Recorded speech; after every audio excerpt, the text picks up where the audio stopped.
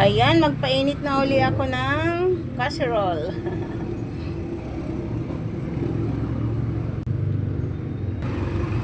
Recycle natin yung food.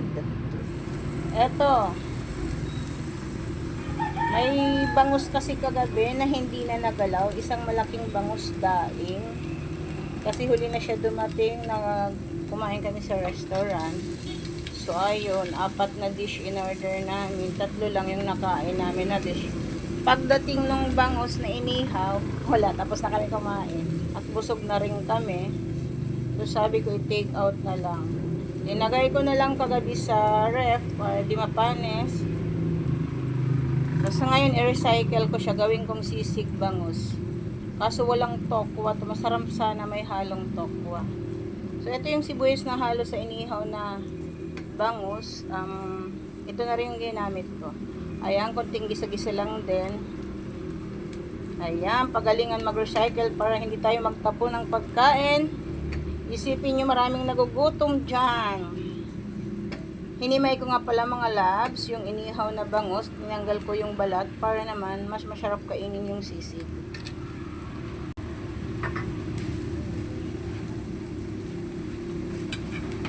Eto yung nahimay kong laman.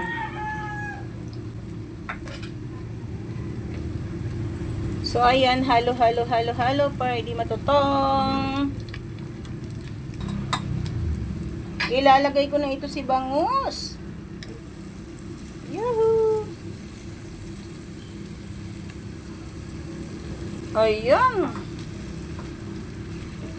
Halo.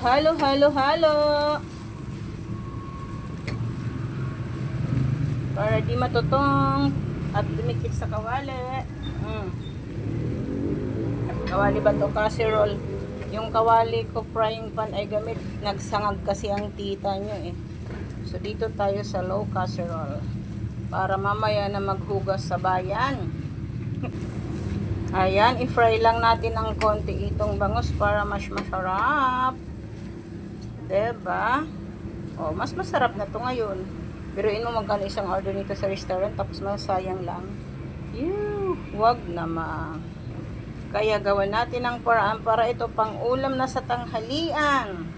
Mas maganda sana ito may tokwa, tofu para mas marami. Kasi wala, nagmamadali ako kasi lalabas ako mga langga. Mangangalaka lang tita mo kasi wala na akong saging at ibang prutas. Tapos may darating ngayon ng groceries deliveries. So, kailangan ako sa tindahan. Kaso, kailangan ko muna magluto para busog ako at busog din yung aking kasama, diba? Ayan, konting halo. Ganyan lang. Dagdagan kong konting olive oil, parang dry na, baka dumikit yung egg. So, eto, ilalagay ko na yung egg. Bagong-bago yung egg. Lagay ko na pa sinabasag sa egg. One more. Ayan. Buti.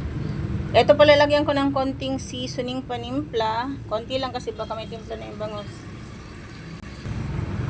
Konting powder paminta. Konting oyster para masyami.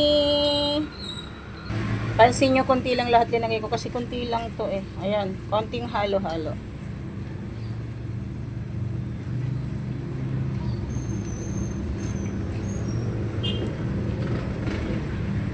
Di ko napansin, yung itlog pala, yung panghuling inopen ko.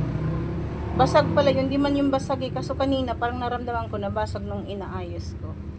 Tinanggal ko sa plastic. Buti na lang naluto na, kung hindi, masira yun. Kunti pa lang yung basag. Ayan. Malapit na yan. So, eto, lagyan natin ng konting mayonnaise. Konti lang kasi konti lang yan. Hindi ko muna to iubos na maliit na sachet. Iubos mo na konti lang pala laman ito. So, sakto lang to dito. Para yummy. So, syempre, halo-halo together again. Ganito lang kasimple ang ating pagluluto ng bangus sisig. Pero sabi ko nga mas healthy pa ito at mas marami kung may tokwa. Kaso wala. So ito na lang. Sa takaw ng sister ko yun. Siya lang kakain ito. Baka pagdating ko ubos na. Ha ha ha. Hindi kasi muna ako kumain dahil nag-almusal na ako eh. Siya hindi pa. Nagluto ako ng scrambled egg tsaka fried rice, yung pirang rice kagabi. So inubos ko yung fried rice kasi unti lang. Tsaka lalamig na yun. Ayaw niya ng malamig na fried rice. So ayun. Pero may scrambled egg pa. So eto. Takaw yun sa ulam. Binubuking ko na. Kulang na lang ito, papaking niya lahat. So let's tikim. Sana hindi maalat.